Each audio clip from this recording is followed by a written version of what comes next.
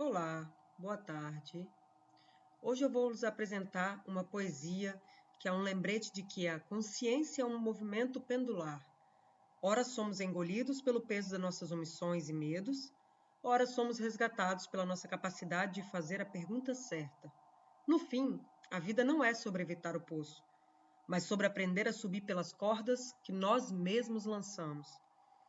Trago como complemento a análise do resumo da alegoria da caverna de Platão, que é uma das metáforas mais famosas da filosofia sobre o conhecimento e a ignorância. Imagine prisioneiros acorrentados desde a infância dentro de uma caverna, de costas para a entrada. Eles só conseguem ver a parede do fundo. Atrás deles há uma fogueira e um caminho por onde passam pessoas carregando objetos. A luz da fogueira projeta as sombras desses objetos na parede.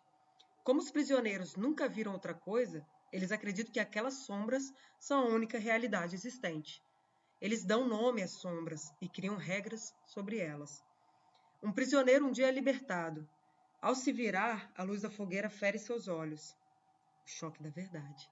Ao sair da caverna, a luz do sol o cega temporariamente. Gradualmente, ele percebe que as sombras eram apenas cópias imperfeitas da realidade e que o sol é a fonte de toda a vida e visão. Ele decide voltar para libertar seus companheiros. Porém, seus olhos agora estão desacostumados à escuridão. Os outros prisioneiros riem dele, achando que a jornada o deixou louco ou cego. Eles resistem à libertação, preferindo o conforto da ilusão familiar.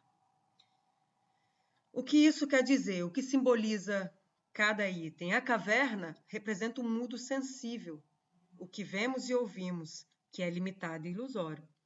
As sombras são as opiniões, preconceitos e informações superficiais que aceitamos como verdade sem questionar.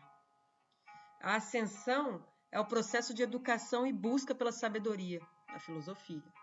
E o sol representa a ideia do bem e a verdade suprema. Bom, o meu texto se chama O Resgate da Consciência. As perguntas são as cordas que nos regatam do fundo do poço. Questionar é a fonte para matar a sede dos peregrinos no deserto do conhecimento. O adormecer da consciência me traz a fundição tênue entre a realidade e a ficção. Algumas vezes me perco a esmo, afundando no poço da solidão. Poço profundo que me desloca do mundo. No abismo do inconsciente, passo por buracos negros que desfragmentam e devoram alguma das minhas faces. E essa miragem na escuridão é atribuída às experiências da qual eu vivi, difundida também das experiências que não me permiti e que perdi pela ansiedade que me travou por medo. Mas saiba que onde existe a escuridão, também pode existir a luz. Sabe aquela luz que renasce na fresta da consciência, como o sol de todas as manhãs? Que aquece o corpo e ilumina todo o caminho de volta para a superfície de uma outra realidade. E pelas ruas vazias e os corpos cheios, as portas trancadas e os corações abertos, eu vou me apresentando e deixando rastros. Para alguns a minha luz e para outros a minha sombra. Esse texto ele foi escrito dia 28 de novembro de 2015, cara. E já dá para entender como eu me sentia, como eu via as coisas. E através desse texto eu consegui compreender o quão necessário é a gente se perguntar, é a gente estar a questionar as coisas. Porque as perguntas são realmente como corda, o questionamento te livra da ignorância, né? Enfim, o texto ele não trata o conhecimento como um acúmulo de resposta, mas como um processo de resgate. A metáfora da corda, ao dizer que perguntas são cordas, eu sugiro que o estado natural do ser humano, muitas vezes, tende ao isolamento ou à queda. E a pergunta é o esforço ativo de conexão com o exterior. O conhecimento aqui não é um jardim fértil, mas um território hostil, ou deserto. E isso evoca a ideia de que a verdade é difícil, seca, e que o questionamento é a única água que mantém a alma caminhando ali. Os buracos negros que desfragmentam as faces representam aqueles momentos de crise onde não sabemos mais quem nós somos. E as faces são as personas sociais que usamos. E o abismo as engole, deixando apenas o núcleo bruto e assustado do ser. Eu faço uma distinção entre a experiência vivida e a experiência omitida. O peso daquilo que a gente deixa de viver por medo é tão real e pesado quanto aquilo que a gente vive. A ansiedade, ela é apresentada como uma força que devora o futuro antes mesmo dele acontecer. E o texto, ele dialoga diretamente com o mito da caverna de Platão, mas como uma inversão poética.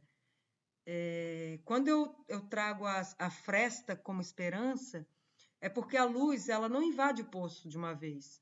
Ela nasce na fresta.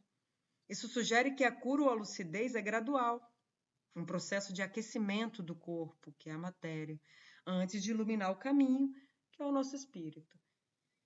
E a compreensão de uma outra realidade, eu trago ela como um retorno da superfície, né? Porque quando você retorna da superfície, você não encontra o mundo como ele era antes. E eu chamo de outra realidade porque quem volta do abismo nunca é a mesma pessoa que caiu. A percepção muda. E as últimas linhas eu também trago uma crítica social e existencial profunda, com o trecho Ruas Vazias e Corpos Cheios, eu trago uma imagem de solidão urbana. As ruas podem estar desertas, mas as pessoas estão sobrecarregadas, cheias de angústias, ruídos internos, memórias. E, com o trecho Portas Trancadas e Corações Abertos, eu sugiro que, embora a sociedade se proteja e se isole com as portas trancadas, a essência humana permanece vulnerável e disposta ao contato com os corações abertos. E, enfim, chegamos ao fim deste mergulho, e se hoje você às vezes se sente no fundo desse poço, ou se as sombras da ansiedade parecem devorar o seu rosto, lembre-se de Platão. A dor da luz nos olhos é apenas o sinal de que você está saindo da caverna. As perguntas que você se faz hoje, por mais difíceis que sejam, são as cordas que estão te puxando para cima. Não tenha medo da fresta de luz. O caminho de volta para a superfície pode ser solitário, e as ruas podem até parecer vazias, mas é lá que a realidade deixa de ser uma miragem para se tornar vida plena. Saia da caverna, suba pelo poço. Se até a Samara saiu, você também consegue. E ao caminhar pelo mundo hoje, não se preocupe em ser perfeito, mano. Ninguém é. Apenas certifique-se de deixar um rastro de luz por onde você passar. Mas também, se for necessário, exponha a sua sombra. Eu sou Teola Escárdua e esse foi o nosso encontro com o invisível. Gratidão por vir me encontrar, gratidão por disponibilizar o seu tempo em vir me escutar. E eu te espero no nosso próximo encontro, do nosso próximo despertar. Até breve.